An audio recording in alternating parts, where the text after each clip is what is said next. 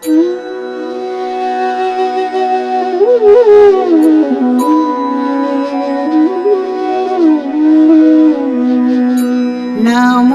अरिहन्ताणं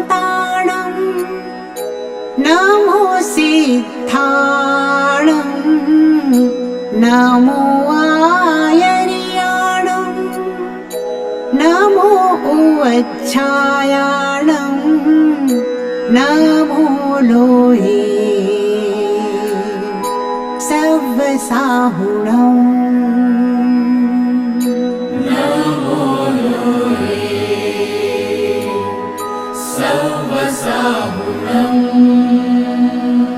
एषो पञ्चणमुक्कारो सव्वपावपणासनो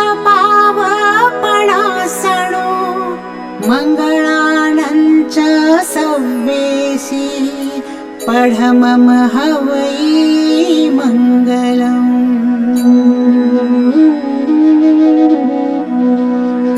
नमो नमो नमो नमो नमो नमो नमो नमो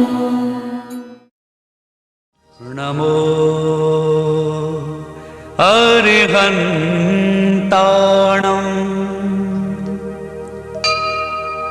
नमो सिद्धाणं नमो आयर्याणं नमो उवच्छायाणं नमो लोहे सव्वसाहुणम् नमो लोहे सव्वसाहुणम्।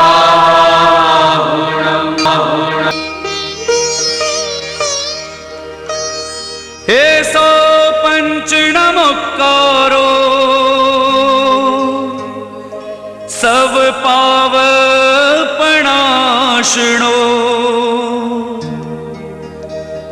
मङ्गलानं च सव्वेशी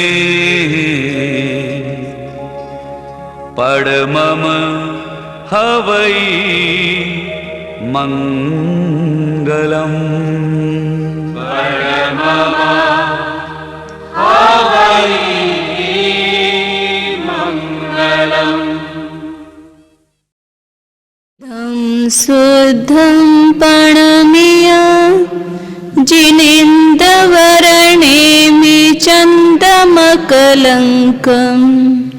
गुणरयणभूषणोदयं जीवस्य परुवणं ओच्चम्।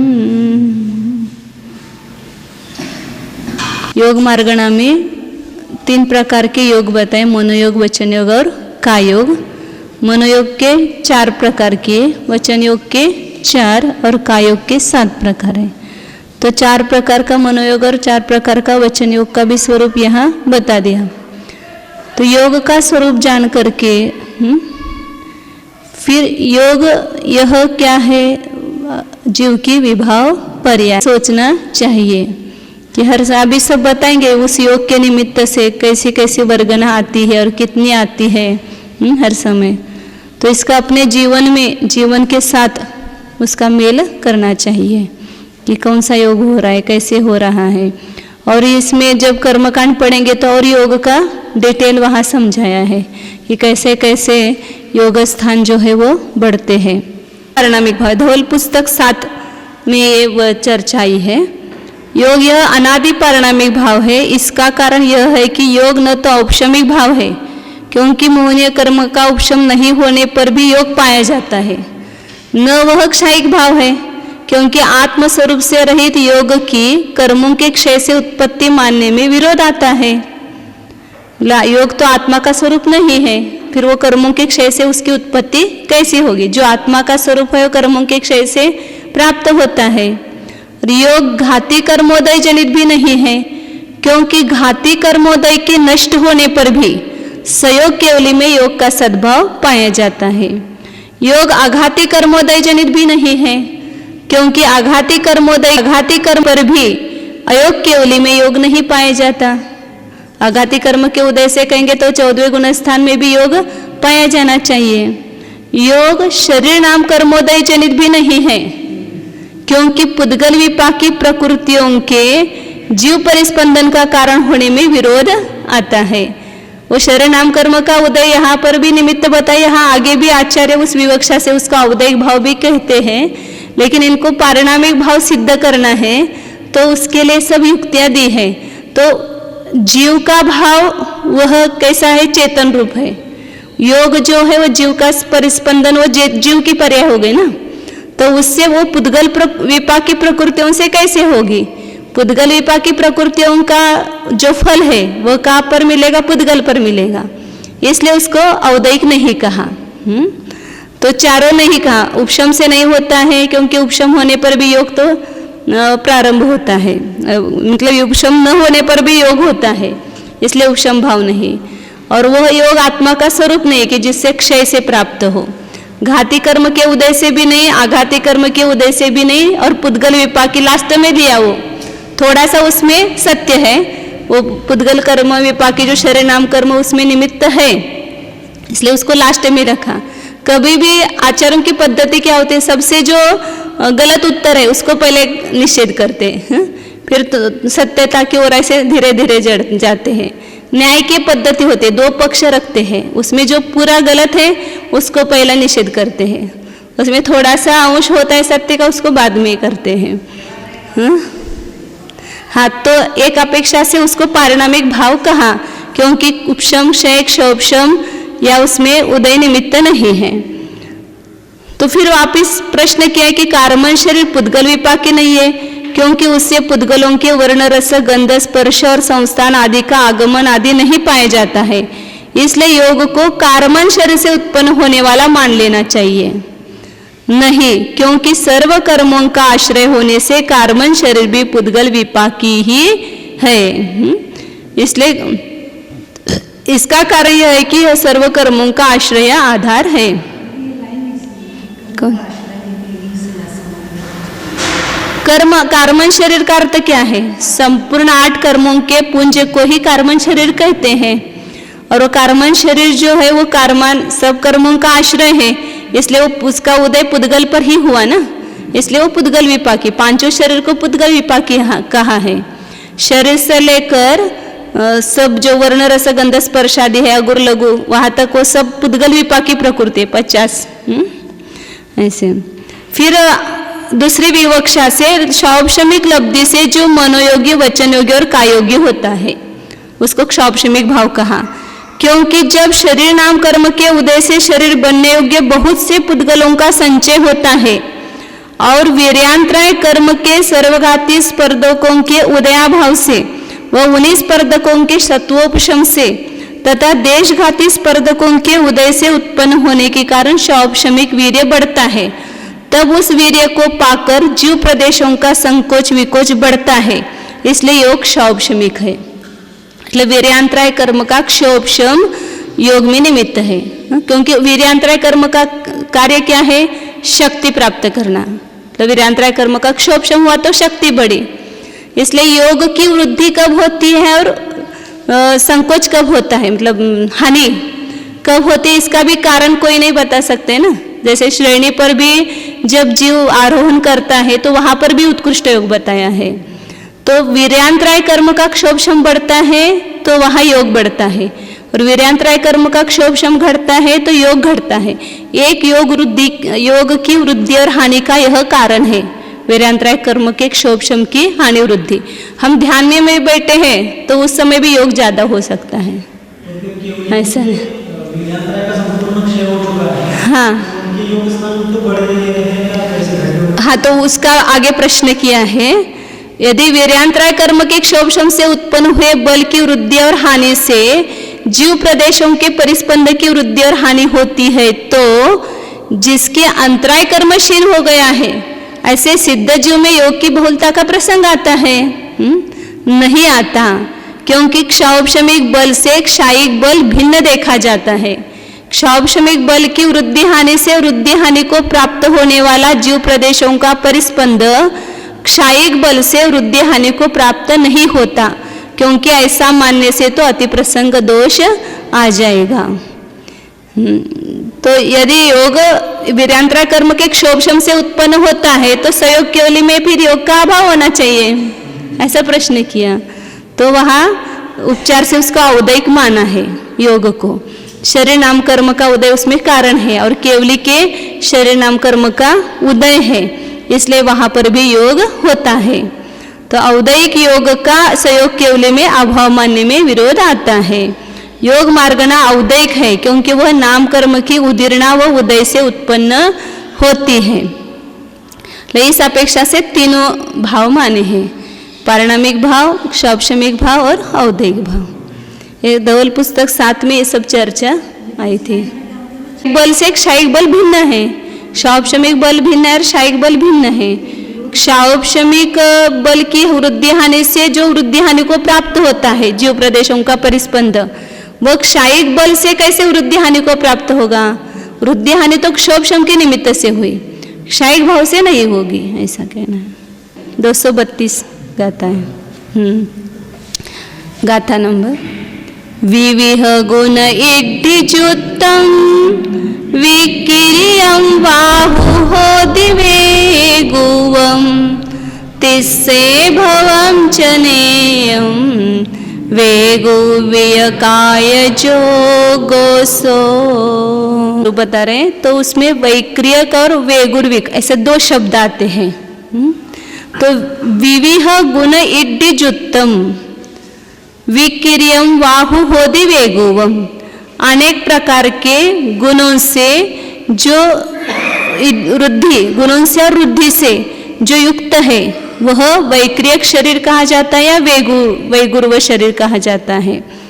और उसमें होने वाला जो योग है वह वैक्रियक का योग है, या विक्रिया से जो शरीर होता है वह वैक्रियक शरीर, और उस शरीर से उत्पन्न होने वाला जो योग है आत्म प्रदेशों का परिस्पंदन, वह वैक्रियक का योग है। या 2 प्रकार के कि अनेक प्रकार के गुणों में गुणों का उद्योग, उसको कहा विगुर्व। विक्रिया में विक्रिया शब्द, वैक्रियक में विक्रिया शब्द है, उससे वैक्रियक बना है। और विगुर्व में अनेक प्रकार के गुणों के उद्योग में होने वाला, ऐसा वैगुर्व कहा है उसको। ये अनेक अनिमा महिमादिक सब गुण है ना, उसमें होता है, वह वैगुर्व है। और वैगुर्विक उससे विक्रिया से वैक्रियक बना और वैगुर्व से वैगुर्विक बना, ठन प्रत्यय किया है उसमें। और उससे होने वाला योग है वह वैक्रियक का योग है। अनेक प्रकार की नाना प्रकार की विक्रिया करते हैं ना देव और नार की जो है, और उसलिए उनके शरीर को वैक्रियक शरीर कहते हैं। या उनके शरीर में अनिमा महिमा आदि अनेक प्रकार की वृद्धि, 8 प्रकार की वृद्धि बताई ना, वो उनको प्राप्त होती है, इसलिए उसको विक्रिया कहते हैं। अब आगे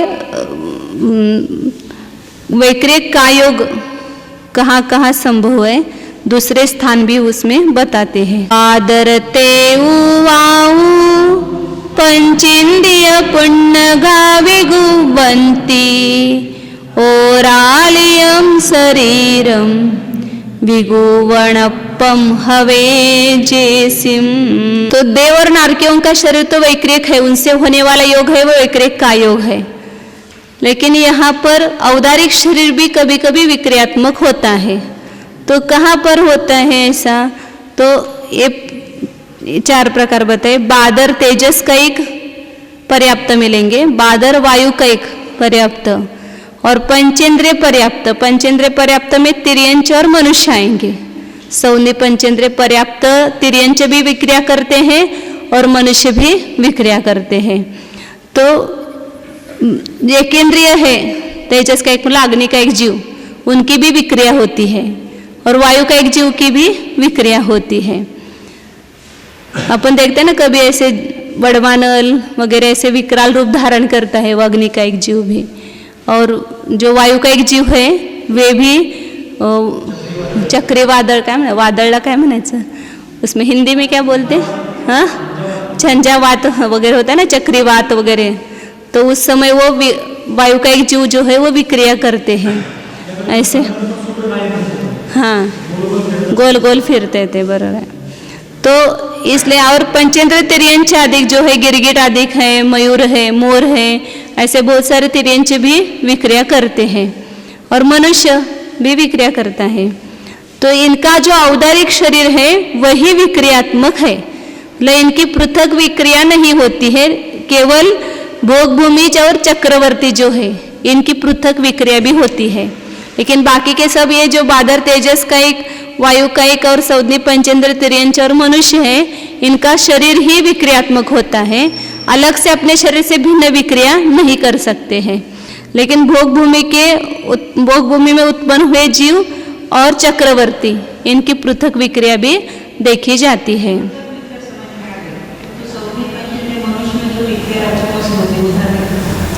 वो अपने शरीर को नाना रूप, जैसे वो प्रद्युम्न का भी आता है ना, नाना रूप धारण करते थे, ऐसे बहुत सारे आते हैं जीवों का।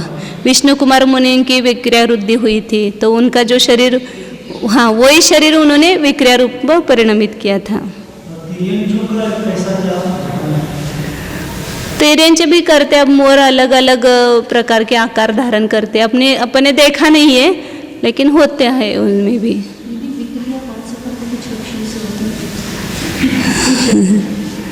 ऐसा कर्म का कुछ नहीं है इसमें। आगे वैक्रिक मिश्र का योग बताते हैं 234 नंबर। वेगु विय उत्तथं विजानमिस्सं तु अपरिपुण्यं तं ज्योतेन संपजोगो वेगु वियमिस्स जोगोसो। वैक्रिक का अर्थ ऊपर बता दिया है। अब उससे जब तक वो वैक्रिक शरीर अपर्याप्त रहता है तब तक उस योग को वैक्रिक मिश्र का योग कहा है, मतलब वो वैक्रिक मिश्र है और उससे उत्पन्न होने वाला जो योग है वो वैक्रिक मिश्र का योग है। मतलब कार्बन शरीर के साथ वहाँ विक्रिया के योग, वैक्रिक शरीर के योग्य भी परमाणु ग्रहण किए जाते हैं, तो दोनों के निमित्त से योग बनता है, इसलिए उसको वैक्रिक मिश्र का योग। कार्बन और वैक्रिक का मिश्रण लेना, वो भी आहार वर्ग नहीं है लेकिन वैक्रिक कही जाएगी उसको। मतलब वैक्रिक शरीर और कार्बन शरीर दोनों का मिश्रण है, इसलिए वैक्रिक मिश्र का योग कहते हैं। तब तक ये मिश्र का योग लेना। निवृत्त पर्याप्त में एक निवृत्त पर्याप्ति पूरी होने में एक समय कम है, तब तक वहाँ जो योग पाया जाता है उसको मिश्र का योग कहेंगे। अब आगे आहारक का योग को 5 गाथाओं के माध्यम से बताते हैं। 205 सुदयनय पमत्त विरदस्य होदियाहारो असंजम परिहरनट्ठं संदेह विनाशनट्ठं च। आहारक जो शरीर उत्पन्न होता है उसमें निमित्त पहिल्यांदा बताए कि आहारस्य उदयेन पमत्त विरदस्य होदी आहारो। आहारक शरीर नाम कर्म के उदय से प्रमत्त विरत के आहारक शरीर उत्पन्न होता है, मतलब छठे गुण स्थान में ही आहारक शरीर की उत्पत्ति होती है। वो किस लिए होती है? तो असंजम परिहरणट्टम, असंयम का परिहार करने के लिए, मतलब 2.5 द्वीप में कोई तीर्थंकर है, वहाँ जाकर के उनके दर्शन वगैरह करना है, तो उस यात्रा के विहार में क्या हो सकता है? असंयम हो सकता है। तो यदि आहारक शरीर के द्वारा वह जाकर के दर्शन करेंगे तो वह जीवों की विराधना कम होगी, इसलिए उस असंयम को दूर करने के लिए पैदल जाएंगे तो ज़्यादा जीवों की हिंसा होगी, और आहारक शरीर जो है वो प्रतिघात से रहित है तो उसके द्वारा जीव की विराधना नहीं होगी, इसलिए आहारक शरीर उत्पन्न करते हैं। और दूसरा है संदेह विनाशनट्ठम, श्रुत ज्ञानावरण कर्म और वीर्यांतराय कर्म के क्षोभक्षम की मंदता के कारण जब धर्म ध्यान में विरोधी कोई बात समझ में नहीं आ रही तो ध्यान नहीं लगता है, फिर बार बार उसी का विकल्प चलता है, इसलिए धर्म ध्यान के विरोधी ऐसे कोई श्रुत के अर्थ में संदेह उत्पन्न होता है तो उस संदेह का नाश करा। और यहाँ पर कोई केवली नहीं है, दूर देश में है केवली भगवान, तो वहाँ जाकर के फिर संदेह दूर करना है। तो आहारक शरीर के माध्यम से वहाँ आहारक शरीर को भेजते हैं, मतलब आहारक शरीर उत्पन्न करते हैं। तो वह आहारक शरीर वहाँ पर जाकर के उपयोग तो एक ही रहता है ना। यहाँ पर मुनिराज बैठे, उनके आहारक शरीर का पुतला निकला, तो उसमें भी आत्म प्रदेश फैल गए, तो एक ही उपयोग रहता है पूरा। तो वहाँ जाकर के केवली भगवान की दिव्य ध्वनि सुन करके या किसी श्रुत केवली के पास जाकर के उस संशय का निवारण करके वापिस वह आहारक शरीर का पुतला यहाँ आ जाता है। हाँ, तिर्यक ऐसा कुछ ये नहीं बताया है, श्रेणी के अनुसार तो नहीं है, मुझे कैसे भी जा सकता है। हाँ, अब केवली भगवान जो है मध्यलोक में, हाँ मध्यलोक में, साक्षात केवली भगवान। लेकिन ऐसा थोड़ा बहुत ऊपर हो सकता है ना, मतलब एक तो समोशरण ऊपर होता है, लेकिन अब जैसे मंडे ढाई द्वीप के बाहर नहीं होता है। और ऊपर कहाँ तक जा सकता है? समोशरण तक? हाँ, समोशरण तक ही जाएगा, ऊपर जाने का प्रयोजन नहीं ना, क्योंकि वो निकला ही इसलिए है संदेह का विनाश करने के, उनको कोई विहार नहीं करना है या क्रीड़ा नहीं करनी है, कुछ नहीं है। तो जहाँ समोशरण है, जहाँ केवली भगवान है, वहाँ तक ही वो आहारक शरीर निकलता है। और कोई बीच में सागर पर्वत आदि आए तो भी उसमें से भेद करके निकलता है वो आहारक शरीर, निकल सकते हैं। जब मतलब जब चाहेंगे तब निकालेंगे। यदि उनको आहारक वृद्धि है, तब जब उसका प्रयोजन उनको समझ में आएगा तो करेंगे। पंचम काल में यहाँ इतनी वृद्धि किसको है? तो ये दो कारण बताया, तीर्थ यात्रा के लिए संयम का परिहार, असंयम का परिहार करने के लिए, और संदेह का विनाश करने के लिए। या आगे भी बताया है, तीर्थंकर के दीक्षा कल्याणादिक 3 समयों में, 3 कल्याणिक के समय में वो निकलता है, मतलब वही असंयम का परिहार करने के लिए कारण आएगा उसमें। और आगे की गाथा में उसका हेते केवली दुगा विरहे निकमन पहुड़ी कल्याणे परखेते संवित्ते जिन जिन घर वंदनठम च। वह जो कालांतर में जब एकेंद्र में गया, तभी अभी उसकी उद्वेलना पूरी नहीं हुई थी, तो वहां पर जाकर के भी उद्वेलना होगी। कैसी परिणामों की विचित्रता है, इतनी बड़ी परिणामों की विशुद्धि, उससे आहारक वृद्धि प्राप्त हुई, सब हुआ, मतलब हम कहते कि हमारे परिणाम बहुत विशुद्ध है, हम जल्दी हमारा सब निवारा होगा, लेकिन कुछ बता नहीं सकते हैं किस जीव की कैसी योग्यता है वह। मतलब हाँ, यदि कार्य पूरा नहीं हुआ तो एक आहारक से फिर आहारक और निकलता है। केवली दुग विरहे, केवली और शुद्ध केवली का विरह है, और कहीं पर दीक्षा कल्याणिकादिक कार्य हो रहा है, और वह अपने से दूर है, पर क्षेत्र है। तो उस पर क्षेत्र में दीक्षा कल्याणिकादिक कल्याणिक होने पर जिन जिन घर वंदनट्टम, जिन इंद्र भगवान और जिन गृह, उसका वंदना करने के लिए। जिन गृह में तो ऐसा लगता है कि अकृत्रिम चैत्यालय आदि की वंदना करने के लिए वो पुतला निकलता है। जिन मतलब साक्षात जिनेन्द्र भगवान लेंगे, और जिन गृह मतलब वो जिन चैत्यालय, उसकी वंदना करने के लिए प्रमत्त संयत के आहारक शरीर होता है। अकृत्रिम चैत्यालय में आहारक शरीर जाता है, पांडुपुर में तो बहुत ऊंचा हो गया, तो वहां तक ऊपर जाने में कोई बाधा नहीं। हाँ, शरीर का ऊपर गमन होना वहां तक कोई बाधित विषय नहीं। वहाँ के चौथे जो वन है वहाँ की वंदना करने के लिए गए, तो ऐसा वो स्पष्ट खुलासा क्या आया नहीं, ऐसा ही आया है, तो हाँ अनुमान से कर सकते हैं ऐसा।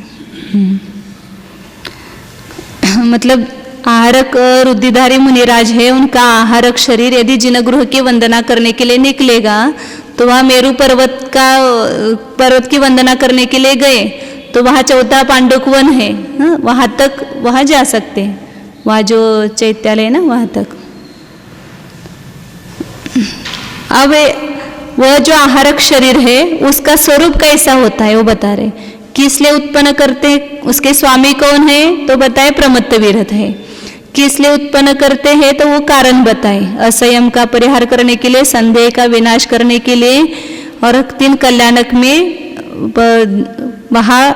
मतलब जाने के लिए, जिन जिन गृह की वंदना करने के लिए आहारक शरीर निकलता है।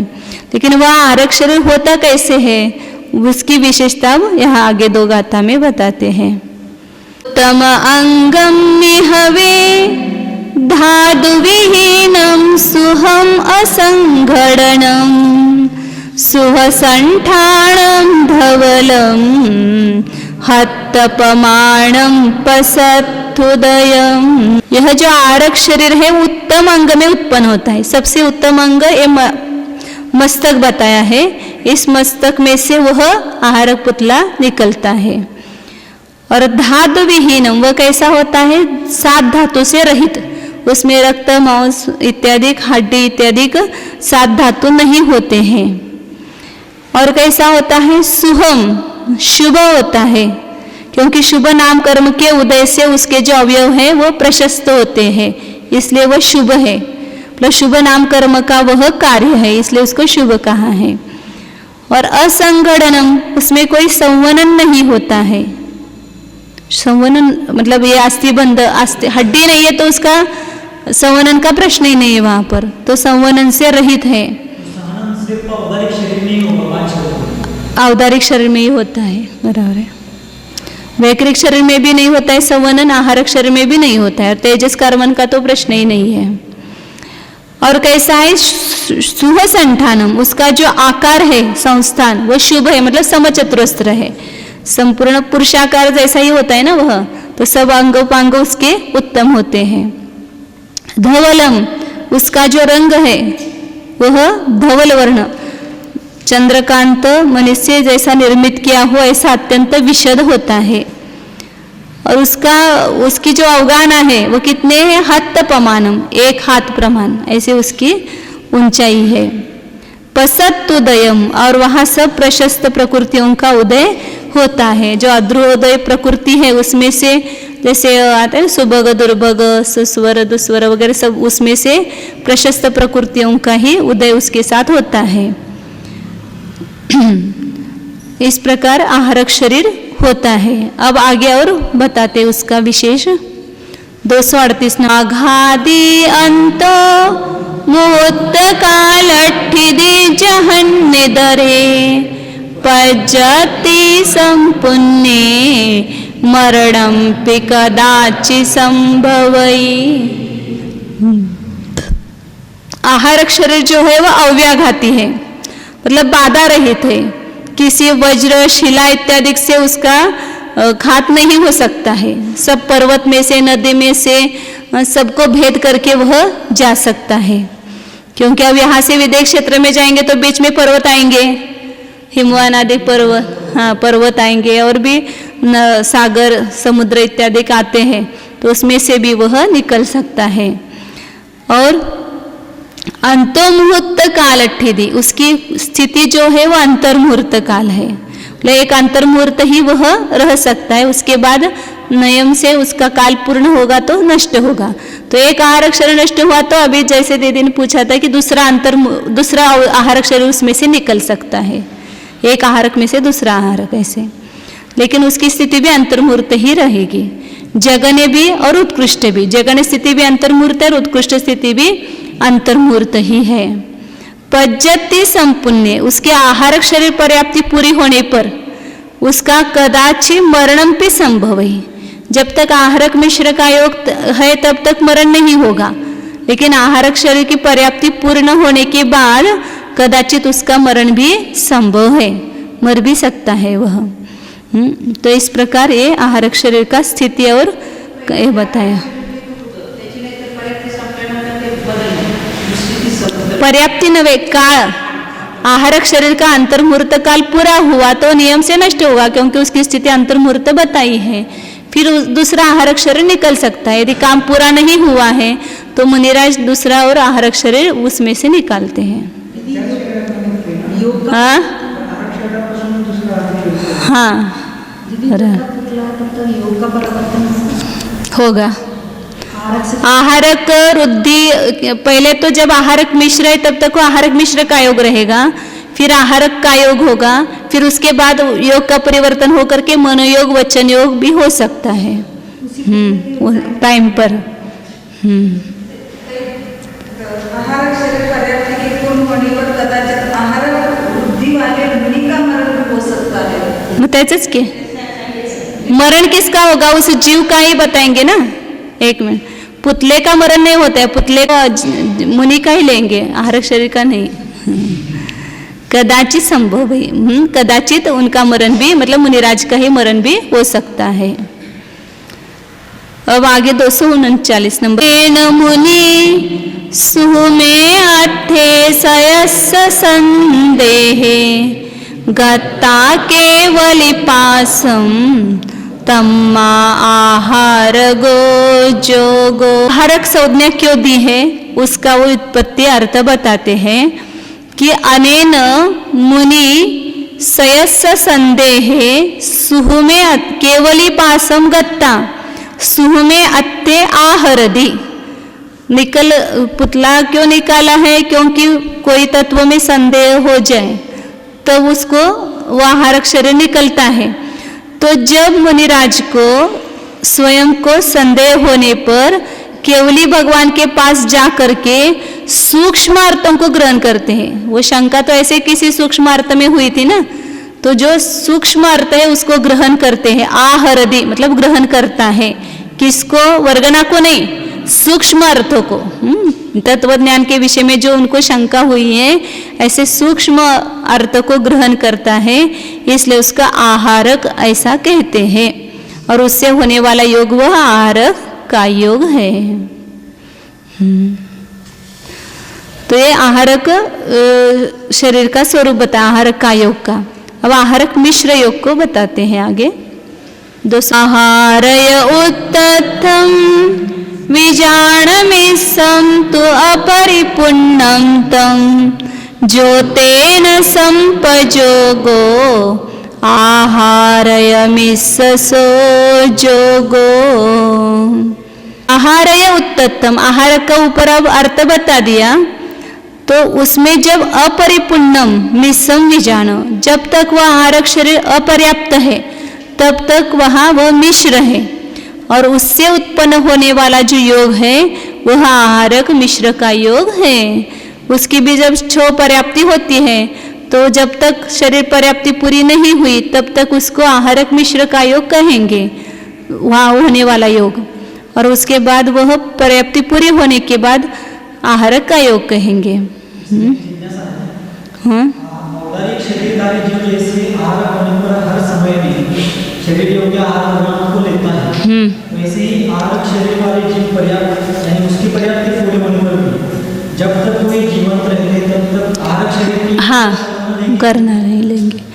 जब तक वो आहारक, अभी आगे सब बताएंगे ना, गुणहानि उत्कृष्ट संचय वगैरह सब बताने वाले हैं। तो उसमें प्रत्येक समय में उत्पत्ति से पहले समय से लेकर अंतिम समय तक आहार वर्गना निरंतर ग्रहण करते रहेंगे उस आहारक शरीर के योग्य। और यहाँ आहारक मिश्र में औदारिक और आहारक इन दोनों का मिश्र लेना है। उसमें जैसे औदारिक मिश्र में कार्मण और औदारिक का मिश्रण, कार्मण और वैक्रिक का मिश्रण, ऐसे यहाँ औदारिक और आहारक का मिश्रण, क्योंकि इसके पहले तो कार्मण का योग नहीं होता है, आहारक मिश्र के पहले औदारिक होता है। तो औदारिक और आहारक इन दोनों का मिश्रण होता है, इसलिए उसको आहारक मिश्र का योग कहते हैं। अब आगे कार्मण का योग का स्वरूप बताते हैं। मे वय कम्म भवम कम्मय्यम तेण दो संजोगो कम्मय्य काय जोगो इग बिगतिग समय कालेसु।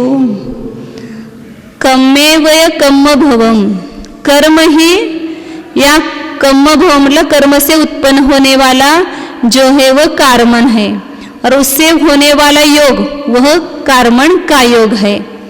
वह एक समय, बिग मतलब 2 समय, तिग मतलब 3 समय काल में होता है।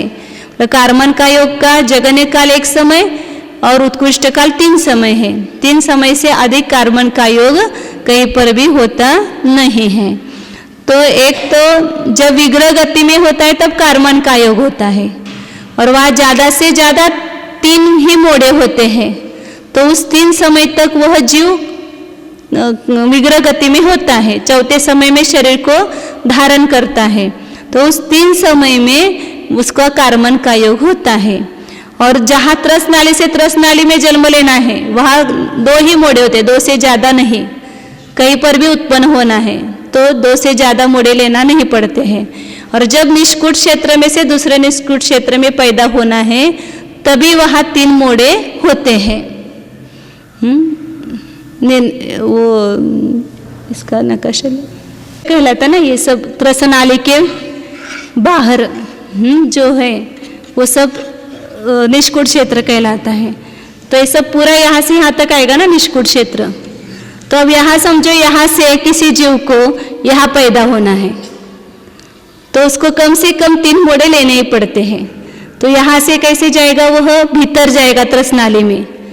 उसके बिना वह नीचे नहीं आ सकता है, क्योंकि यहाँ से यहाँ 2 लोकाकाश के बाहर है, इसलिए यहाँ अंदर भीतर जाएगा त्रस नाली में।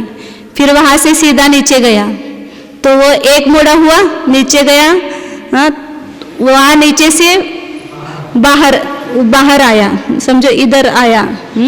फिर यहाँ से यहाँ, मतलब वो जाड़ी है ना यहाँ पर, यह त्रस नाली बीच में है, वैसा ही आया तो यहाँ आया नीचे। तो फिर यहाँ जन्म लेना है मुझे, तो यहाँ से वापस यहाँ आना पड़ेगा और यहाँ से यहाँ जाएगा। ऐसे मतलब 1 मोड़ा भीतर नीचे गया, वह 1 मोड़ा हुआ, वहाँ नीचे से इधर आया, दूसरा मोड़ा हुआ, और इधर से इधर मुड़ा, तीसरा मुड़ा हुआ। तो ये 3 मोड़ा केवल निष्कुट क्षेत्र में ही जन्म लेने के लिए लेने पड़ते हैं। त्रस नाली में उत्पन्न होने के लिए 2 ही ज़्यादा से ज़्यादा चाहिए। दीदी एक छोटी किताब पढ़ी थी, उसमें लिखा टेढ़े स्वभाव वाले तो मोड़ा देते हैं, सीधे स्वभाव वाले निजुगति जाते हैं। ऐसा कुछ नहीं, जहाँ जन्म, उसका स्वभाव से कोई संबंध नहीं है। जहाँ जन्म लेना है उसकी अपेक्षा से, सीधा जन्म लेना है तो रुजु गति होगी, विग्रह गति वाले ही ज़्यादा होंगे, क्योंकि ऐसे सीधा जाने वाले बहुत कम होंगे ना।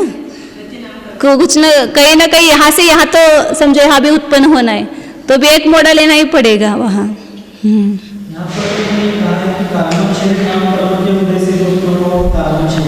हाँ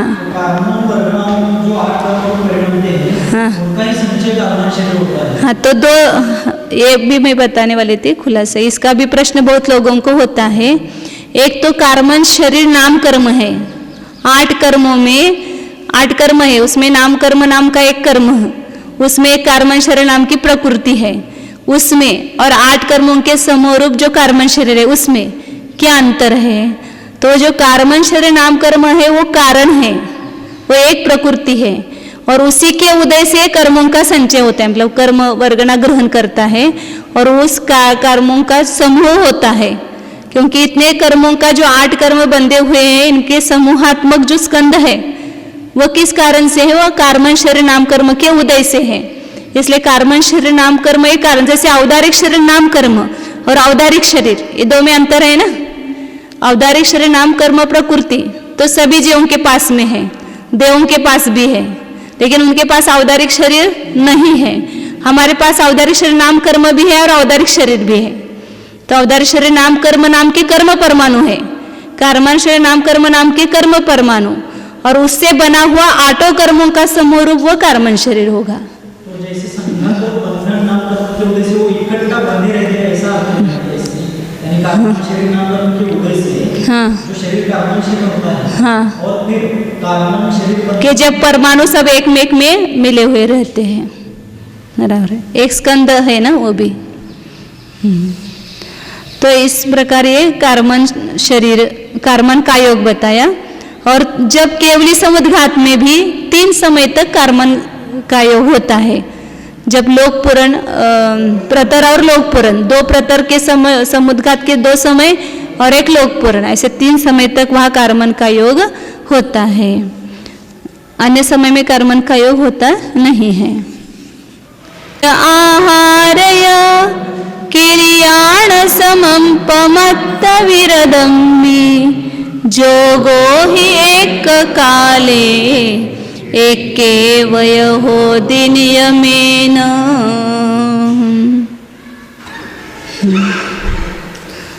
प्रमत्त विरदम में, प्रमत्त विरद गुणस्थान में वैक्रिय भी वृद्धि हो सकती है, लेकिन क्रिया जो है वो एक साथ नहीं होगी।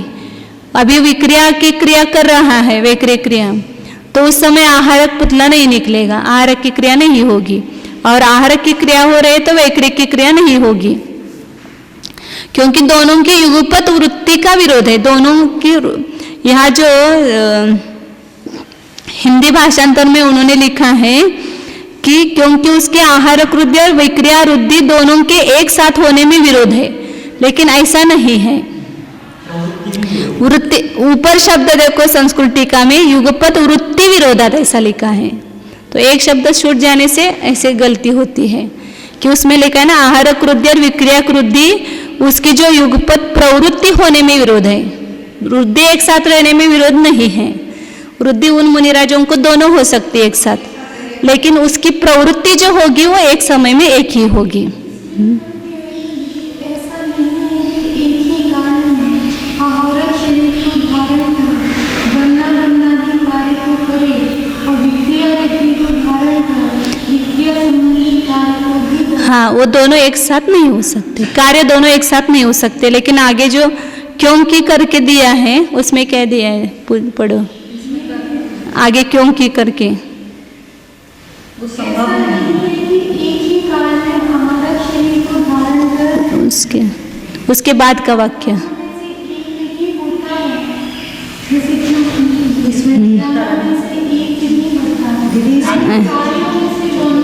हाँ, कोई कार्य एक होगा, लेकिन इन्होंने क्योंकि मतलब जैसे संस्कृत टीका में है तो उसका अनुवाद किया होगा, तो क्योंकि उसके आहारक वृद्धि और विक्रिया वृद्धि दोनों एक साथ होने में विरोध है। फिर ऐसा पढ़ करके लोगों को ऐसा ही लगता है ना, लेकिन एक शब्द छूट गया, युगपत वृत्ति विरोधात ऐसा लिखा है, एक साथ उनकी प्रवृत्ति नहीं हो सकती है।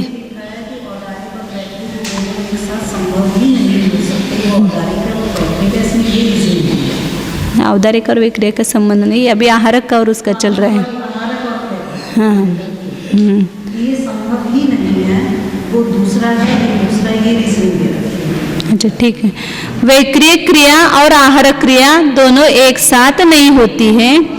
एक काले जोगो भी एकेव नियमेन होती, एक काल में एक ही योग होता है, एक साथ दो योग नहीं होंगे। मनोयोग और वचन योग समझो, हम दोनों भी काम कर रहे हैं तो योग तो एक ही होगा, एक तो मनोयोग होगा या वचन योग होगा या कायोग, और कायोग में से भी एक समय में एक ही योग होगा। आहारक का योग भी हो और वैक्रिय का योग भी हो, ऐसा नहीं होगा। अब इस प्रकार योग का स्वरूप बता करके योग रहित आत्मा का स्वरूप बताते हैं। अयोग सब मार्गणाओं के अंधेसिम न संति जोगा सुहा सुहा पुण्य पाव संजनया ते होन्ति अजोगी जिना अनोवमानंत बल कलिया। जैसिम पुण्य पाव संजनया सुहा सुहा जोगा न संति ते अजोगी जिना होन्ति। हम योग से सुखी हैं कि वो योग के अभाव में सुखी है। पुण्य पाप को उत्पन्न करने वाले शुभाशुभ योग है। जहाँ योग है वहाँ नियम से कर्म का बंध होता है, मतलब कर्म आते हैं, आश्रव होता है और आश्रव के निमित्त से बंध होता है। तो मूल तो योग आश्रव में निमित्त है, और जहाँ तक योग है वहाँ तक आश्रव नियम से होगा। और शुभ योग होगा तो पुण्य प्रकृतियों का आश्रय होगा, अशुभ योग होगा तो अशुभ प्रकृतियों का आश्रय होगा। मतलब शुभाशुभ ये भेद आघाती कर्म में लेना। घाती कर्म तो अशुभ ही है, शुभ योग हो तो भी आएंगे, अशुभ योग हो तो भी आएंगे। लेकिन जहाँ पर बताया जाता है कि शुभ योग से पुण्य प्रकृतियों का बंध आश्रय होता है और अशुभ योग से पाप, वो आघाती कर्म में लेना। आघाती कर्म की जो पाप प्रकृतियां है उसका अशुभ योग से आश्रय होता है और शुभ योग से पुण्य प्रकृतियों का आश्रय होता है। और जिनमें ये दोनों प्रकार के योग नहीं है, ना शुभ योग है ना शुभ योग है, क्योंकि शुभ योग भी सुख का कारण नहीं है, वह भी कर्म आश्रव का ही कारण है, और अशुभ योग तो पाप आश्रव का कारण है ही। तो जिनमें ये दोनों प्रकार के योग नहीं है, मतलब हमको लगता है ना कि ये पूजा कर रहे हैं, हम बहुत अच्छा काम कर रहे हैं, अमुक शुभ का काम कर रहे हैं, बहुत अच्छा कर रहे हैं, तो उसमें भी हम आश्रवपना नहीं देखते हैं। वह भी योग भी आश्रव है, और वह भी कर्म बंधन का कारण है, संसार का कारण है। योग अच्छी बात, उसमें हेय बुद्धि अभी है, तब तक योग तो चलेगा, लेकिन योग के प्रति हमारी हेय बुद्धि नहीं आएगी, तब तक हम योग से छूटने के लिए पुरुषार्थ नहीं करेंगे। कर्म, जैसे कर्म हमारे दुख का कारण है, बंध का कारण है, संसार का कारण है, इसलिए कर्म से छूटने के लिए जिस प्रकार हम प्रयत्नशील है, इसी प्रकार योग से छूटने के लिए भी उसके प्रति हेय बुद्धि आश्रवपना लाना चाहिए। तो दोनों प्रकार के आश्रव से जो योग से रहित है, ऐसे अयोगी जिन है, मतलब किन्हीं को ऐसे शंका होगी कि सभी जीव योग सहित ही होते हैं, योग रहित कोई जीव होते ही नहीं है, और फिर किसी को ऐसी शंका होगी कि योग का अभाव होने पर तो उनमें कुछ शक्ति नहीं है, क्योंकि योग से बहुत शक्ति थी, अब योग रहित हो गए तो कहाँ से शक्ति आएगी। इसलिए अगला विशेषण दिया आचार्य ने, योग रहित होने के बाद आत्मा की शक्ति घटती नहीं है, उल्टी बढ़ती है। मैंने कहा ना, इंद्रियों का अभाव होने पर ज्ञान घटता नहीं है, उल्टा ज्यादा फैलता है, संपूर्ण विश्व में फैल जाता है। इंद्रियों के कारण तो बहुत कम जगह में फैलता था ज्ञान, लेकिन जब इंद्रियां नष्ट हुई तो संपूर्ण लोक में फैलता है। इसी प्रकार योग का अभाव होने पर शक्ति बढ़ती है, शक्ति घटती नहीं है। अनोवम अनंत बल कलिया, अनुपम, किसी में ऐसा बल नहीं है अभी संसार अवस्था में जो जीव है उनमें, ऐसी अनुपम शक्ति और अनंत शक्ति। अनंत का भाव भसन करो, अनंत जल्दी बोल देते तो नहीं, वो हमारे मन्नूलाल पंडित जी वो अनंत ऐसा बोलते हैं अनंत को हमेशा। अनंत का कितना बड़ा, कितनी बड़ी संख्या है, इसको संख्या के माध्यम से अपने देखा है। तो ऐसे अनंत अविभाग प्रतिच्छेद उनकी शक्ति में, बल में पाए जाते हैं, इसलिए उसको अनंत कहा है। तो अनुपम अनंत ऐसे बल मतलब शक्ति, वो किसकी शक्ति है? आत्मा की शक्ति है। तो कौन सी शक्ति है वह? कि संपूर्ण तीन लोक और तीन काल को जानने की सामर्थ्य उनको प्रकट हुई है। हर एक के लिए शक्ति चाहिए, इसलिए अंतराय कर्म सभी में निमित्त है, इसलिए उसको 8 कर्म के अंत में रखा है। दान देना चाहिए तो आप वहाँ पर भी अंतराय कर्म का ये होना चाहिए, क्षोभशम। किसी वस्तु को हमें प्राप्ति करना है तो उसमें भी विघ्न का अभाव होना चाहिए। सभी कार्य में जब विघ्न का अभाव होता है तभी वो कार्य बन पाता है, इसलिए सबके लिए वीर्यांतराय कर्म का क्षोभशम निमित्त है। जिसकी चंचलता कम है उसकी आत्मा में शक्ति ज्यादा प्रकट होगी। बराबर है। अब मौलिक कर्मों के उदय से संशयवादी नहीं होते, तो उसमें भी गौण रूप से अंतराय कर्म का उदय रहना चाहिए। अंतराय कर्म का उदय रहता है कि साथ में उसके उसमें सम्यक्तों का लाभ नहीं हुआ, उसमें मुख्य कारण तो वो दर्शन मोहनीय कर्म होगा, और उसके साथ में बाकी के कर्मों का भी उदय रहता है। तो अप्रतिनियत विषयों को जानना, इस प्रकार के अनंत बल से युक्त होते हैं योग के अभाव में जी। ने वास्तविक हमारी संपत्ति जो है उसको ही हम भूल गए हैं, और कर्म ने दी हुई संपत्ति वही हमारी लग रही है। योग हमारा, ये मोह हमारा, और बाकी सब हमारा, कर्म हमारा, शरीर हमारा, सब हमारा। लेकिन अनंत गुण किसके? वह हमारे नहीं पता नहीं। अपने घर की निधि नहीं पता होने से ही दूसरों के घर की संपत्ति को हम क्या कर रहे हैं? हड़प करायचं, त्याला हिंदीमध्ये काय म्हणायचं? हाँ, हड़प करें मतलब उसको चुरा रहे, अपना मान रहे हैं। अब 244 नंबर, कौन कौन से शरीर कर्म रूप और कौन से नो कर्म है? कर्म और नो कर्म का विभाग बता रहे। नो कर्म किसको कहना और कर्म किसको कहना?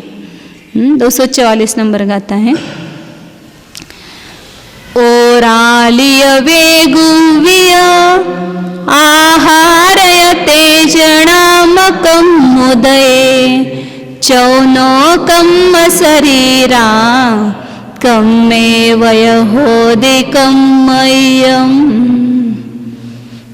5 प्रकार के शरीर है, उसमें से पहले 4 शरीर जो है औदारिक, वैक्रिक, आहारक और तेजस, ये नाम कर्म के उदय से होने वाले 4 शरीर, उनको 9 कर्म कहते हैं।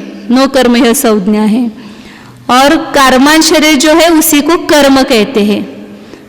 एक कार्मान शरीर कर्म रूप है, बाकी 4 शरीर 9 कर्म रूप है। कर्म 9 कर्म ऐसा कहते हैं ना। आत्मा जो है कर्म और 9 कर्म दोनों से भिन्न है, तो उसमें 9 कर्म में ये औदारिक शरीर, वैक्रिक शरीर, आहारक और तेजस शरीर लेना, और कर्म मतलब कार्मन शरीर लेना, इन दोनों से भिन्न है। तो ये सब अपने को भाव भाषण करना चाहिए। मतलब कर्म का भी अस्तित्व है आत्मा के संपूर्ण प्रदेश। ये कर्म पढ़ना क्यों? कर्म का अस्तित्व जानने के लिए। और कर्म का अस्तित्व किस लिए जानना? क्योंकि वह अपना अस्तित्व नहीं है। ये पहचानने के लिए अपने को कर्म को जानना है। कर्म में रुलने के लिए कर्म को नहीं जानना है। कर्म से भी मैं कैसे भिन्न हूँ, लेकिन कर्म एक अस्तित्व आपको भाषित होगा, कर्म का अस्तित्व, तो उससे आप भिन्न है ऐसा कहेंगे। ये पुस्तक है तो ये पुस्तक मेरी नहीं है ऐसा कहेंगे। आप पुस्तक ही नहीं और आप कहेंगे ये पुस्तक मेरी नहीं है, तो उसका कोई भाव भाषण नहीं होता है ना। तो भेद विज्ञान की सिद्धि के लिए ये सब जितना भी करणानुयोग पढ़ रहे हैं या चरणानुयोग पढ़ना है, जो भी पढ़ना है वो भेद विज्ञान की सिद्धि के लिए पढ़ना है। तो एक कर्म 9 कर्म को जान करके क्या करना है कि ये कर्म तो पौद्गलिक है, उसका स्वरूप यहाँ बताया, सब आहार वर्गणा से बने हुए हैं। तो पुद्गल वर्गणा से बने हुई चीज वह मेरी चीज नहीं है। इस प्रकार उस वस्तु को, पर भी वस्तु को जानो और स्व वस्तु को भी जानो, तो वह सही भेद विज्ञान होगा। हम वस्तु को ही पकड़ते हैं और भेद विज्ञान शब्द रूप से करते हैं। कल बहुत अच्छी बात पढ़े थे ना, 3 प्रकार से कोई भी होता है कि शब्द पुत्र है तो शब्द पुत्र, अर्थ पुत्र, ज्ञान पुत्र। अब शब्द पुत्र वो तो अर्थ क्रिया नहीं कर सकता है, वो अर्थ पुत्र। और ज्ञान पुत्र, तो कौन से पुत्र से हमारा ममत्व रहता है? अर्थ पुत्र से भी नहीं, हमारा मोह उसमें जा नहीं सकता है। शब्द पुत्र में भी नहीं हम करते हैं। ज्ञान पुत्र, हमारे ज्ञान में बसा हुआ जो पुत्र है उसमें हमारा मोह रहता है। मतलब पुत्र को पुत्र रूप से जान रहे हैं, इसलिए तो मोह हो रहा है ना। तो ऐसे मतलब कर्म और 9 कर्म भी एक चीज है, और वह जो चीज है वह मेरी चीज नहीं है, वह पुद्गल की चीज है। ये भेद विज्ञान करना है तो उसका अस्तित्व भाषित हो। संपूर्ण आत्मा के प्रदेशों में अनंत अनंत कर्म परमाणु भरे हैं, और उसी के उदय से यह सब कार्य चल रहा है। इसलिए वो कर्म भी मैं नहीं हूँ और उस कर्म के उदय का कार्य भी मैं नहीं हूँ। इस प्रकार कर्म 9 कर्म पढ़ करके उससे भेद विज्ञान करना चाहिए। इसलिए अध्यात्म भी पुष्ट होता है जब हम कर्णानुयोग को जानते हैं, तो ही वो पुष्ट होता है। क्योंकि शाब्दिक भेद विज्ञान वह सच्चा भेद विज्ञान नहीं है, और वस्तु परक जो भेद विज्ञान है, और उस वस्तु को अपने ज्ञान के माध्यम से जब जानते हैं तभी भेद विज्ञान की सिद्धि हो सकती है। इसलिए कर्म और 9 कर्म का अस्तित्व जान करके उससे भिन्न अपने आत्मा के हर बात, वीर सागर महाराज जी थे सोलापुर में, हर बार पढ़ाते थे, लेकिन हर बात में फिर वो भेद विज्ञान करते थे। गति मार्गणा पढ़ाई, मैं गति मार्गणा से भिन्न हूँ, तुरंत जान लो उससे। इंद्रिय मार्गणा पढ़े तो इंद्रिय मार्गणा से मैं भिन्न हूँ। 14 गुण स्थान जाने, 14 वर्णादि ये जीव समाज जाने, तो सब में जान करके वहाँ भेद विज्ञान करना है। क्योंकि आध्यात्म में वही आता है ना, मैं गुण स्थान नहीं, मैं मार्गणा स्थान नहीं, मैं योग स्थान नहीं। लेकिन उसका भाव भाषण किसको होगा? कि जिसने ये योग स्थान का स्वरूप जान लिया है, गुण स्थान का स्वरूप जान लिया है, और ऐसे स्वरूप से भी मैं भिन्न हूँ, तो उसका भाव अच्छी तरह से भाव भाषित होगा। इसलिए अध्यात्म और कर्णानुयोग इन दोनों का क्या होना चाहिए? सुमेल, मैत्री होना चाहिए। उसी को कहते ज्ञान और क्रिया, हाँ, मैत्री होनी चाहिए। अब आगे उनके समय प्रबद्ध आदि की संख्या 2 गाथा के द्वारा बताते हैं। अब हमें लगता है कि हम कुछ कर रहे हैं, कुछ ग्रहण कर रहे हैं, ऐसा भाषित होता है कि अपने को। ऐसा मेरे मुझे भी वो चिंतन चला था कि मतलब अभी भी हमारे औदारिक आहार वर्गना हम ले रहे हैं, कार्मान वर्गना भी मतलब उसको ग्रहण कर रहे हैं, हर समय चल रहा है, क्योंकि योग हर समय है। तो इतना इतना कमाई हर समय चल रही है, लेकिन हमें पता ही नहीं उसका कि हम कुछ कमाई कर रहे हैं। किसकी कमाई कर रहे हैं? कर्म की कमाई कर रहे हैं, धर्म की नहीं। जब हम भेद विज्ञान की कमाई करेंगे तो धर्म की कमाई होगी। जानेंगे कि ये योग मैं नहीं, इस योग के द्वारा आने वाला कर्म और नो कर्म वह भी मैं नहीं हूँ, ऐसा हमारे उपयोग में चलेगा, भाव भाषित होगा, तो वह सच्ची धर्म की कमाई है। इसलिए कह रहे कि औदारिक आदि शरीर के समय प्रबद्ध को हर समय यह जीव ग्रहण करता है। तो उसमें कितने परमाणु होते हैं कि कितने परमाणुओं को हर समय यह जीव ग्रहण करता है, उसका प्रमाण आगे 245 नंबर गाथा में बता रहे हैं। परमाणु ही अनंत ही वगण सन्नाहु हो देखाहु, ताहि अनंत ही नियमा समय पबद्ध हवे को।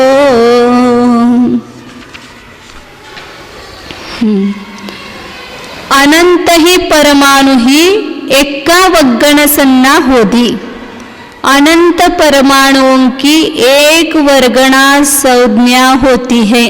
एक वर्गणा मतलब एक परमाणुओं का पुंज। कितने परमाणुओं का पुंज होता है? अनंत। और अनंत मतलब कितना? कि जो अनंत अनंत संख्या अपन देखी है, परितानंत, युक्तानंत और अनंत अनंत। तो अनंत अनंत संख्या कितनी बड़ी है, और उसमें भी मध्यम अनंत अनंत मतलब अभव्य राशि से अनंत गुणी। अभव्य राशि कहते युक्तानंत में, उससे अनंत गुणी, और सिद्ध राशि का अनंतवा भाग। ऐसे इतने कर्म, इतने औदारिक के भी, वैक्रिक के भी, वैक्रिक का भी नहीं है, लेकिन अभी 3 वर्गणा तो अपन ग्रहण कर रहे हैं हर समय। एक आहार वर्गणा, तेजस वर्गणा और कार्मण वर्गणा, ये तीनों शरीर है ना अभी वर्तमान में, और तीनों की वर्गणा, तीनों का समय प्रबद्ध हर समय ग्रहण हो रहा है। तो इतने कर्म परमाणु और वो अपने पास अपने आत्मा के साथ जुड़ रहे हैं, आकर के आत्मा को बंधन में बांध रहे हैं। कर्म चोर चहुओर सर्वस लूटे सुध नहीं। लगता ही नहीं ना, कोई ये चोर आता है हमारा धन चोरी करके ले जाता है तो चोराया लगता है, लेकिन ये कर्म रूपी चोर हर समय हमारे घर में प्रवेश कर रहे हैं। इसकी तरफ ध्यान कहाँ है? क्योंकि कर्म हमें चोर लगते ही नहीं है, कर्म तो हमारे मित्र है, मित्र लगते हैं। इसलिए कहा अनंत वर्गणाओं, अनंत परमाणुओं की एक वर्गना है, और अनंत वर्गणाओं का एक समय प्रबद्ध है, और हर समय ये तीनों समय प्रबद्ध, हर समय यह जीव ग्रहण कर रहा है। औदारिक समय प्रबद्ध, तेजस समय प्रबद्ध और कार्मन समय प्रबद्ध। तो इस प्रकार इतने परमाणुओं की एक वर्गणा और इतने वर्गणाओं की एक समय प्रबद्ध। तो हर वर्गणा में परमाणुओं की संख्या जो है वो भी अभव्य राशि से अनंत गुणी और सिद्ध राशि का अनंतवा भाग, और एक समय प्रबद्ध जो है अनंत वर्गणा से बना।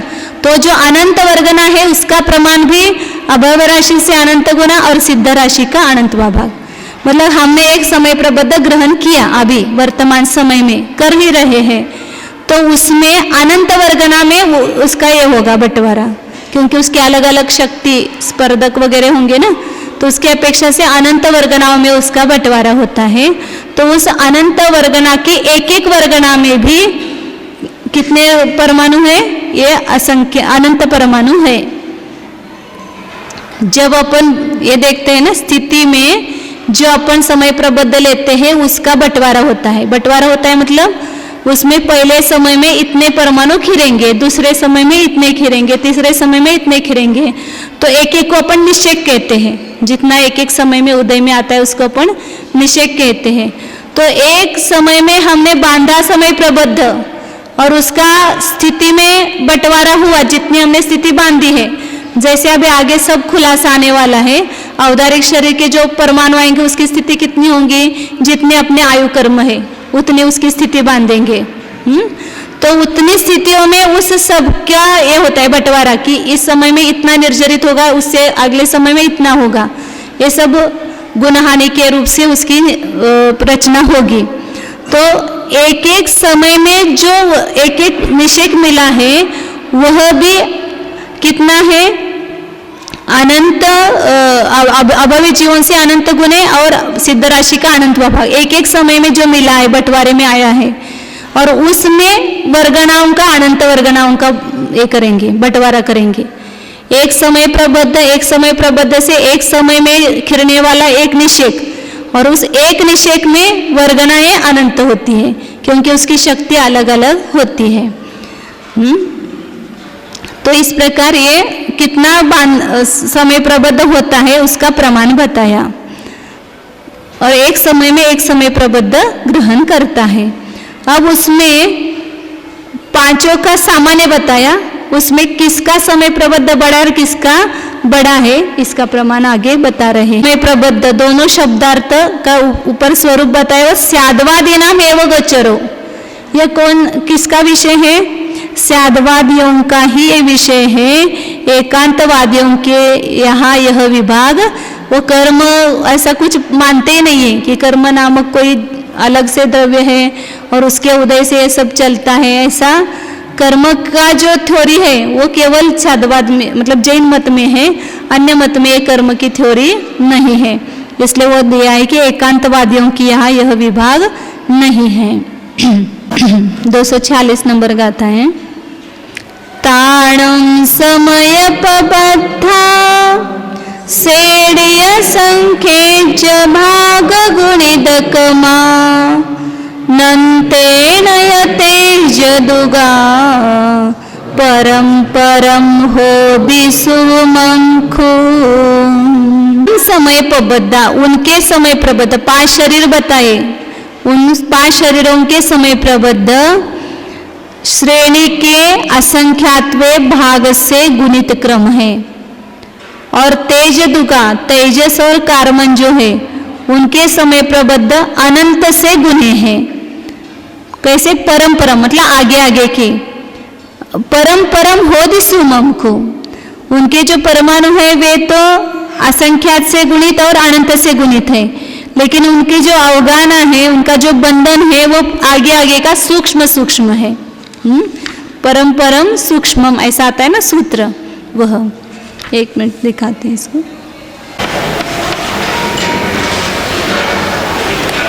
पहला है औदारिक शरीर, दूसरा है वैक्रियक, आहारक, तेजस और कार्मन। तो औदारिक शरीर में का जो एक समय प्रबद्ध है उसकी संदृष्टि है स, समय प्रबद्ध की संदृष्टि केवल स है।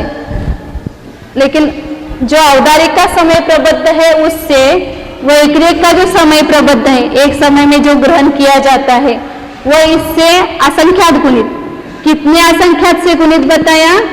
जगत श्रेणी का असंख्यातवा भाग। ये एक लाइन मतलब होती है जगत श्रेणी और उसको असंख्यात का भाग दिया। औदारिक के समय प्रबद्ध को जगत श्रेणी के असंख्यातवे भाग से गुना करो तो वैक्रियक शरीर का समय प्रबद्ध आता है। मतलब वहां देव और नारकी जो ग्रहण करते हैं वैक्रियक समय प्रबद्ध वो उससे ज्यादा परमाणु आते हैं, और उससे आहारक का जो समय प्रबद्ध है वो उससे असंख्यात गुना है। मतलब जगत श्रेणी का असंख्यात भाग और एक बार गुना करो। मतलब शरीर तो है छोटा और उसका बंधन भी है सूक्ष्म, लेकिन उसके परमाणुओं की संख्या अधिक होती है। यहाँ औदारिक शरीर में परमाणुओं की संख्या है कम, परमाणुओं की संख्या कम है, लेकिन यह स्थूल बंधन होता है। और उससे वैक्रियक का शरीर स्थूल है, मतलब परमाणु ज्यादा है लेकिन बंधन सूक्ष्म होता है। उसके लिए दृष्टांत दिया है कि कपास का बंडल और एक लोहे का पिंड, और लोहे का पिंड इतना सा गोला है लेकिन उस कपास का पिंड इतना बड़ा है, लेकिन उससे भी उसमें परमाणु ज्यादा होते हैं, लेकिन वो बंधन कैसा है? उससे छोटा है, उसके अवगाना कम है, सूक्ष्म बंधन है। पुद्गल की जो अपन स्कंदों के भेद देखते हैं उसमें कहते हैं ना, एक स्थूल शब्द बंध सूक्ष्म स्थूल संस्थान भेद तमशायत पोद्यतवंतश्च। तो पुद्गल के जो स्कंद पर्याय है उसमें स्थूलता और सूक्ष्मता ऐसे पर्याय होती है। आहारक से तेजस शरीर के जो परमाणु है वो अनंत गुण है ऐसा कहा। तो ये जो आहारक के हैं वो कितने हैं? समय प्रबद्ध औदारिक समय प्रबद्ध उसको जगत श्रेणी के असंख्यात्व भाग से गुना किया, उसको भी जगत श्रेणी के असंख्यात्व भाग से गुना किया, और यहाँ ख मतलब अनंत से गुना किया। तो तेजस शरीर के समय प्रबद्ध, अब तेजस शरीर दिखता भी नहीं है, वो भी सूक्ष्म है उसका बंधन, लेकिन उसके परमाणुओं की संख्या अनंत गुनी है, ज्यादा है। और कर्म की तो कमाई कितनी है? सबसे ज्यादा। वो तेजस शरीर से भी कर्म परमाणु जो है वह अनंत गुने होते हैं। अनंत और अनंत समय प्रबद्ध। तो एक कार्बन शरीर का समय प्रबद्ध, फिर बाद में संक्षेप में ऐसा ही लिखेंगे समय प्रबद्ध असंख्यात ऐसा। उत्कृष्ट समय प्रबद्ध से ज्यादा आएगी, लेकिन आगे के से कम आएगी। और उससे जो राजगिरा के लड्डू है उसमें ज्यादा राजगिरा आते, उसमें रवा के कण है वो उससे ज्यादा होते हैं, और बेसन के लड्डू है वो ज्यादा है। अच्छा है दृष्टांत। अच्छा है समय प्रबद्ध की भी अवगाहना, वो परमाणु ये जो बताई वो परमाणुओं की संख्या बताई, उसमें जो अवगाहना के ये है वो भेद है वो बता रहे हैं। इसके गाथा पढ़ेंगे फिर। पबद्धान वगणाणंच अंगुल असंख्य भागा वरुवरिम संख्य गुणहीना ताणम समयपबद्धान वगणानम ओगाहनानि, उन समय प्रबद्ध और वर्गणाओं की अवगाहना कितनी है? अंगुल का असंख्यात्वा भाग, मतलब सुच्चंगुल का असंख्यात्वा भाग, मतलब बहुत छोटी अवगाहना है एक एक वर्गणा की और समय प्रबद्ध की।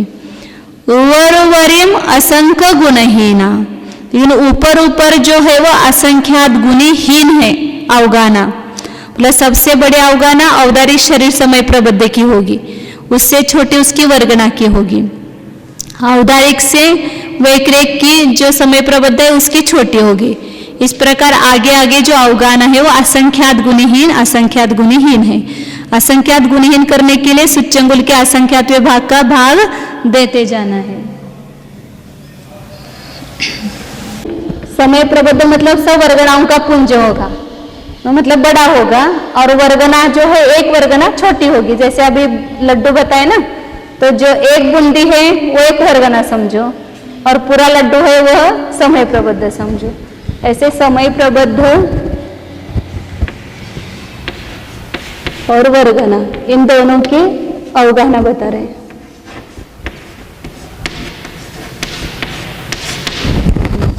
तो पहले औदारिक समय प्रबद्ध की जो अवगाहना है सबसे बड़ी है अवगाहना, तो कितनी है?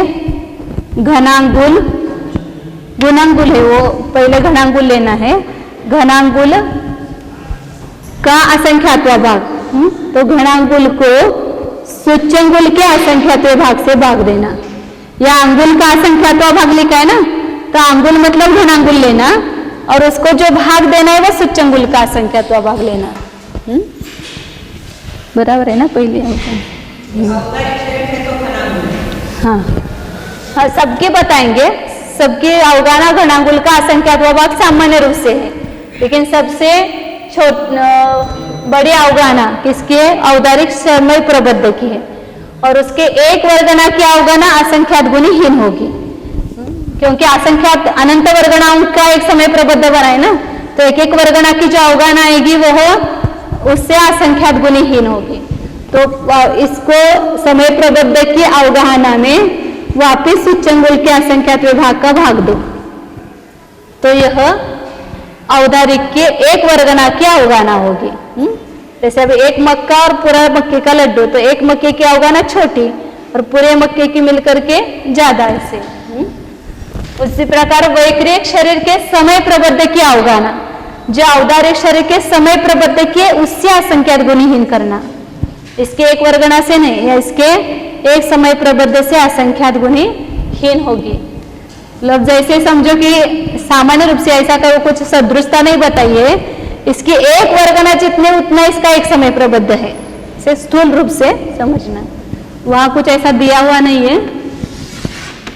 तो वैक्रिक शरीर के जो समय प्रबद्ध की अवगाना, घनांगुल का को सूच्यंगुल के असंख्यातवें भाग से भाग दो, वापिस सूच्यंगुल के असंख्यातवें भाग से भाग दो। तो ये जो वर्गना है ना, उतना इसके एक समय प्रबद्ध की अवगाना हो गई। और वैक्रिक शरीर के वर्गना की अवगाना इससे असंख्यात गुणीहीन, क्योंकि अनंत वर्गनाओं का एक समय प्रबद्ध बनेगा, तो इतने अवगाना में असंख्यात गुणीहीन हो जाएगी एक वर्गना की। एक एक बार गुणाहीन करने के लिए कुछ नहीं, भागार बढ़ाते जाओ। सूच्यंगुल ऊपर गुना करना नहीं, नीचे भागार बढ़ाते हैं, तो अपने आप अवगाना छोटी छोटी होती जाती है। भाग दें तो उतना गुणहीन हो गए ना। ये वैक्रिक शरीर की हो गई। अब आहारक शरीर के इतने जो वैक्रिक शरीर के समय प्रबद्ध की अवगाना है, उससे असंख्यात गुणी हीन अवगाना है। तो यहाँ 2 बार आया था, यहाँ 3 बार आएगा सूच्यंगुल का असंख्यात्वा भाग। हाँ, लड्डू का साइज हो गया। हाँ हाँ, क्या है वो समय प्रबद्ध दिया है, इसके पीछे जो है ये समय प्रबद्ध दिया, इसके वैक्रिक समय ये लिखा हुआ है ना यहाँ पर, इसको ये समय प्रबद्ध की अवगाना है, ये इस समय प्रबद्ध की अवगाना है, ये इस समय प्रबद्ध की अवगाना है। ये समय प्रबद्ध का जो प्रमाण है वो लिखा है और उसकी वो साइज है, वो अवगाना।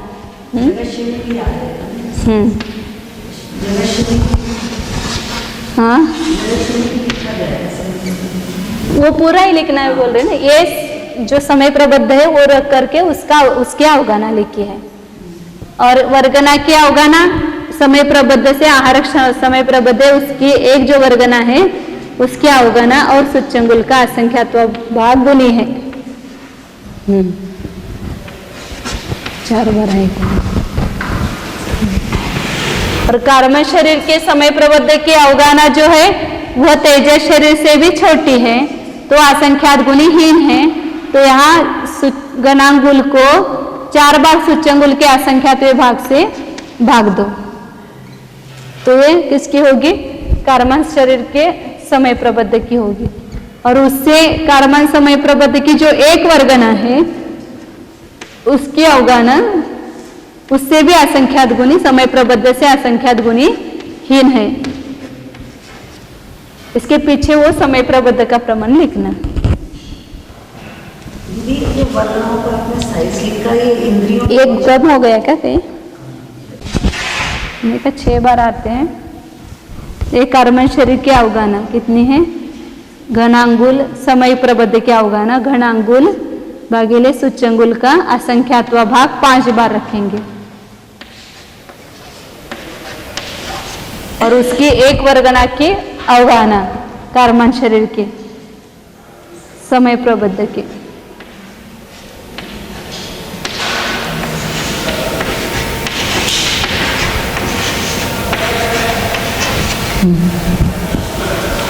तो इस प्रकार ये पांचों की जो अवगाना है वह असंख्यात गुणीहीन असंख्यात गुणीहीन है। समय प्रबद्ध की अपेक्षा एक से दूसरे की असंख्यात गुणीहीन है, और अपने समय प्रबद्ध से अपने एक एक वर्गना की अवगाना जो है असंख्यात गुणीहीन है। कोई भी वर्गना इंद्रियों में गोचर नहीं है। आर वर्गना का भी पूरा पुंज ही अपने को दिखाई देता है ना। एक वर्गना या एक समय प्रबद्ध वो तो दिखाई देता ही नहीं है, और वो कहीं बाहर से भी आता नहीं है। ये सब विसरो सबचे का आगे वर्णन करेंगे। यहाँ पर ये सब विसरो सबचे है, उसी में से वो आहार वर्गना ग्रहण करता है।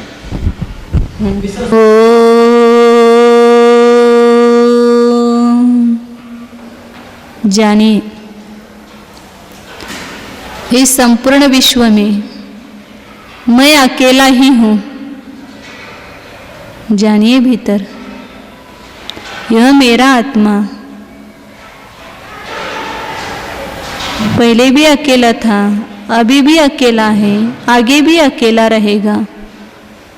यह मैं एकत्व स्वरूप ही हूँ। विश्व का एक परमाणु मात्र भी मेरा नहीं है। इस अमूर्ति का संख्यात प्रदेशी अनंत गुणों के पिंड को छोड़ करके जो कुछ वस्तु है वह मेरी नहीं है। मेरा अस्तित्व तो मुझ में परिपूर्ण है।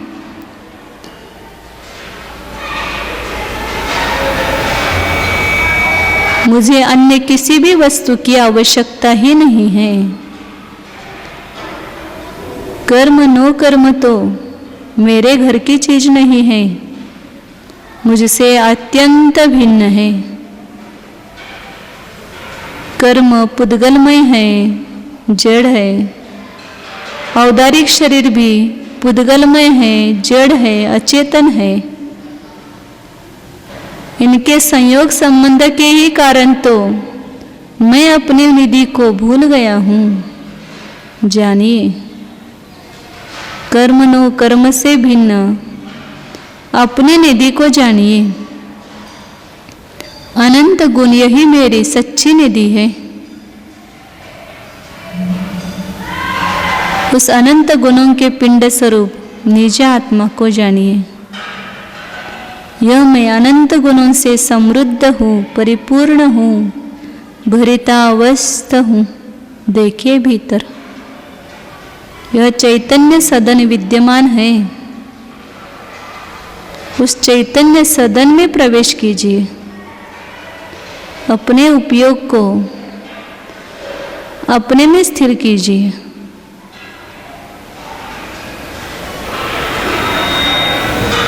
शुद्ध चिदानंद स्वरूप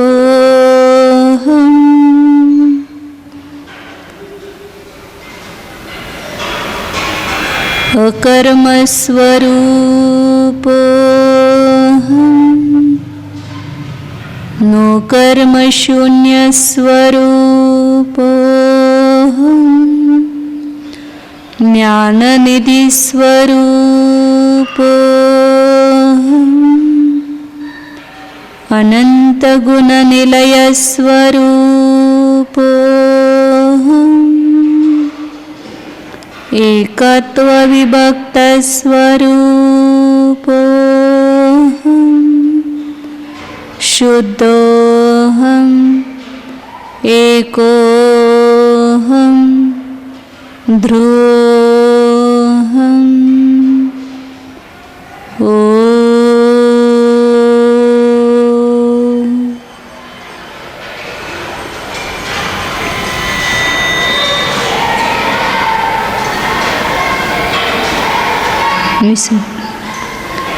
नमो अरिहन्ताण नमो सिद्धाण नमो आयर्यानं नमो वच्छायानं नमो लोये सवसा नमो अरिहन्ताणं सिद्धाणं यानं नमो वच्छा नमो लोये सवसा नमो अरिहन्ताणं नमो सिद्धाणं नमो आयर्याणं नमो वच्छा